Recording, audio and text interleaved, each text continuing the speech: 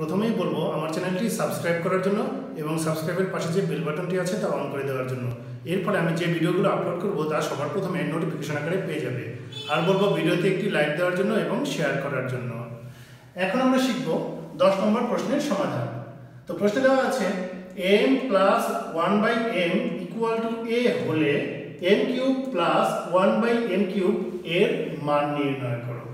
তো যে খুবই সহজ অঙ্ক, এই যে m প্লাস 1/m দেওয়া আছে এটা তুলে সূত্রটা লিখলে মান বসালেই হয়ে যাবে। তাহলে আমরা প্রথমে লিখব দেওয়া আছে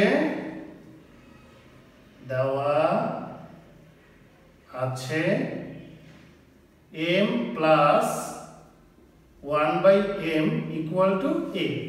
যেহেতু মান নির্ণয় তাহলে আমরা কি লিখবো এখানে প্রদত্ত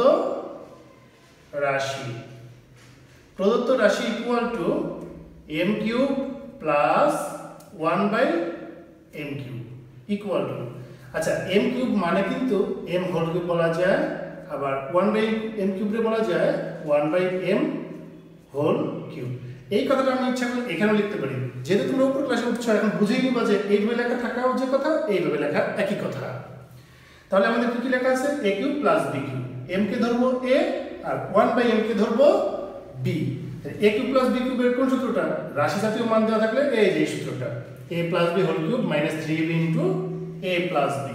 তাহলে এখানে a মানে কত m প্লাস b মানে 1/m, a plus b whole cube minus 3ab। 3ab কথার অর্থ কি? যে 3ab যে লেখা থাকে আসলে কি থাকে? গুণ আকারে থাকে।